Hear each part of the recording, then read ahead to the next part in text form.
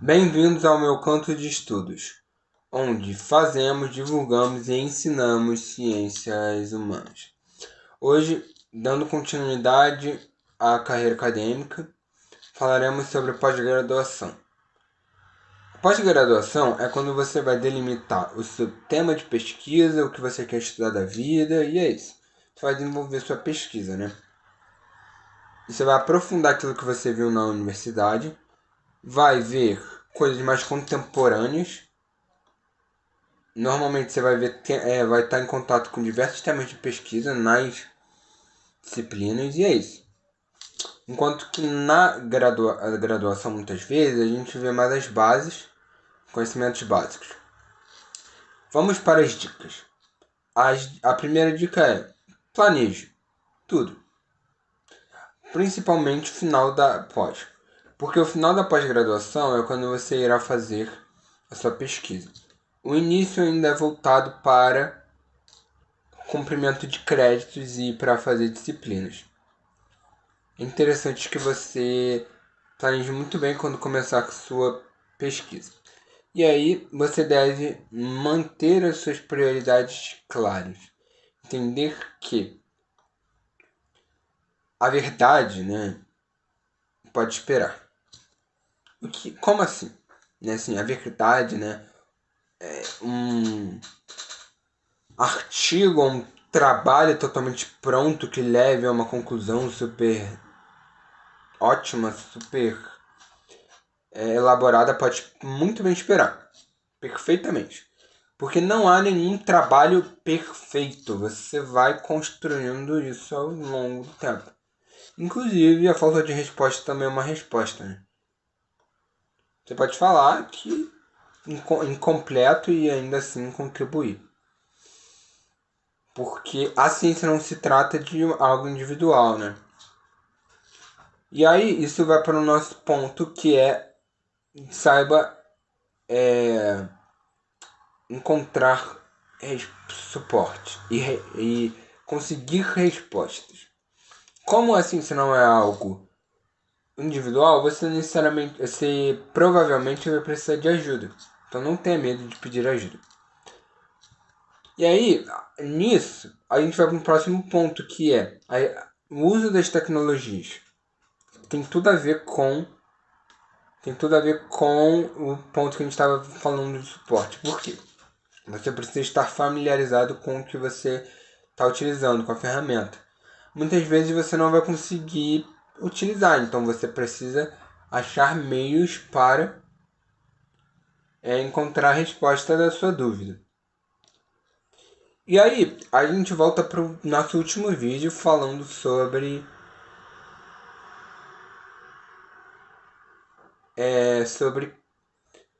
dúvidas, né? Online. Você precisa deixar claro o que você tem de dúvida. Se você está usando um software, tenta utilizar, pega qual é a mensagem de erro, pega o seu código e mostra na íntegra para as pessoas, sabe? Que vão te ajudar. Uma outra coisa é, preste atenção na sua carreira, ok? O que você quer estudar?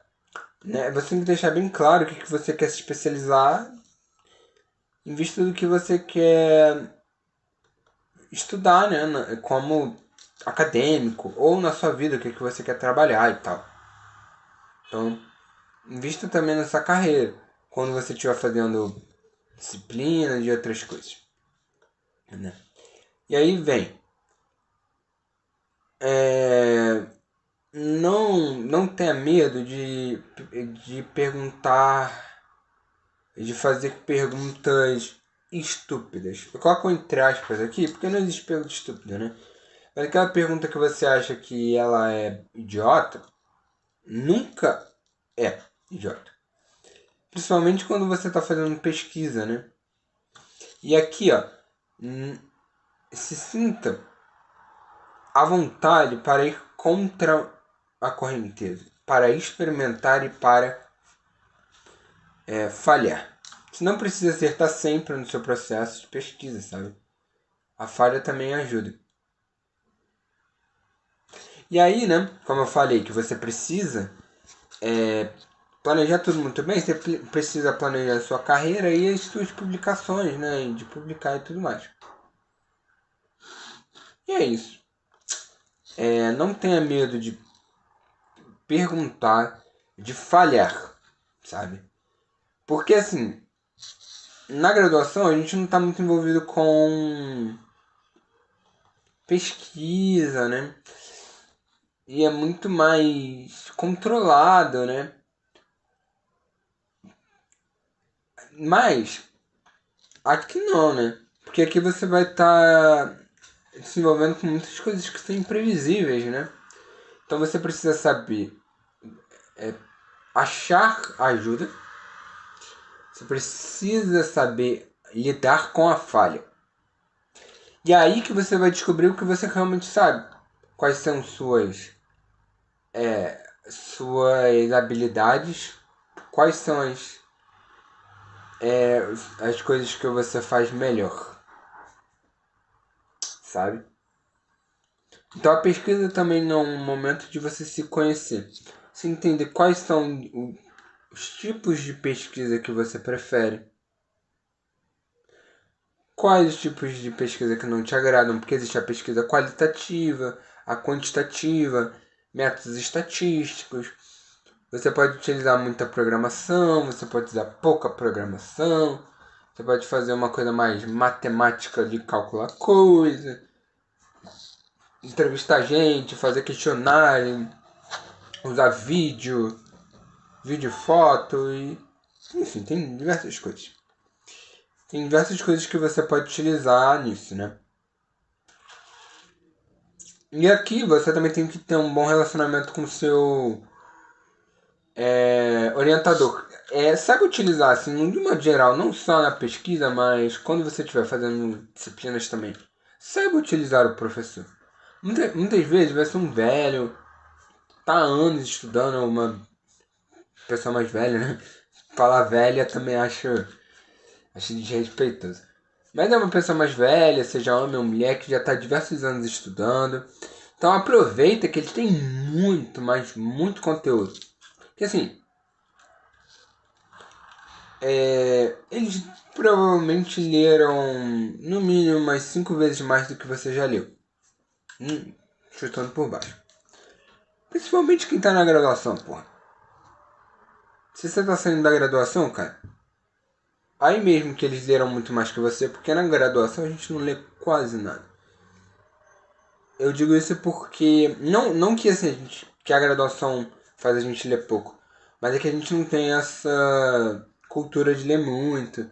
E aí quando a gente começa a se interessar pelas áreas de pesquisa, que a gente vai começar a pesquisar mais e ler artigos e tudo mais. No caso, quando a gente vai se envolver com pesquisa não, mais séria mesmo, a gente vai fazer pesquisa, vai ter que buscar material, é na pós. Então eles assim, já leram muito mais que você com certeza. Porque já estão há anos fazendo pesquisa, há anos tendo que ler um monte de artigo para escrever os trabalhos deles. Então aprenda a tirar, né, bons resultados disso, né. E assim, uma outra coisa também, encontre oportunidade de apresentar o seu trabalho. Normalmente assim, as universidades elas fazem, né, tem grupos de estudo, tem institutos, enfim, que costumam fazer eventos. Então esteja ligado nas, nas universidades, nos institutos que tem a ver com a sua área, sabe? Por exemplo, se você estuda ciências sociais, as áreas ligadas à sociologia, antropologia, ciência política, filosofia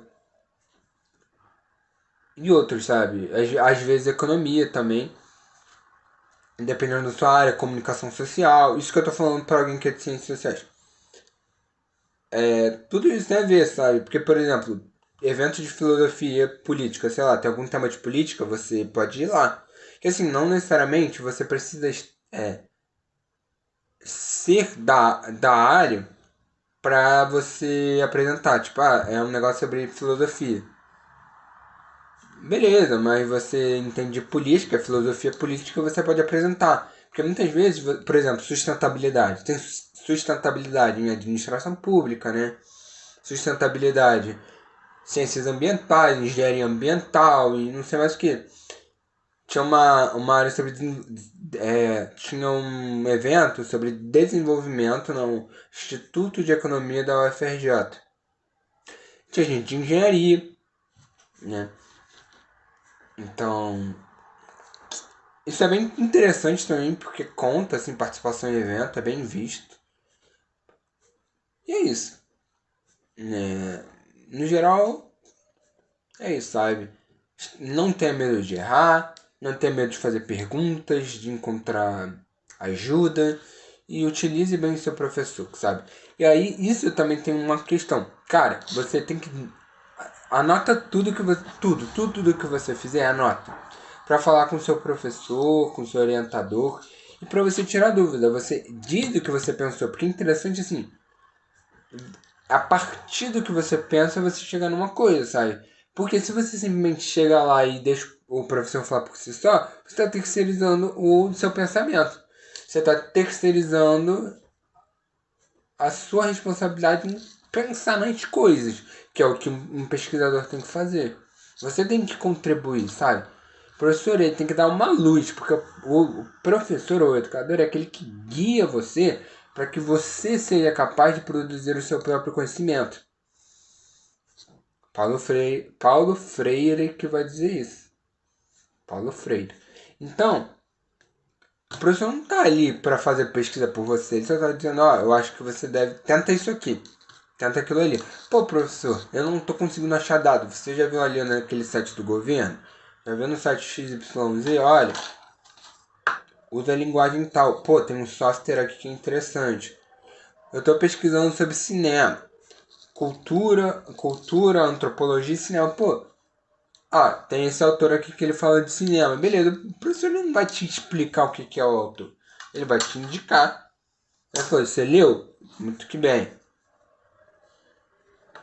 O que você aprendeu sobre esse autor? Me diz aí. Realmente, tá certo. Não. Eu acho que nesse ponto aqui ele não pensa isso não. Ele não quis dizer isso. E assim você vai, sabe?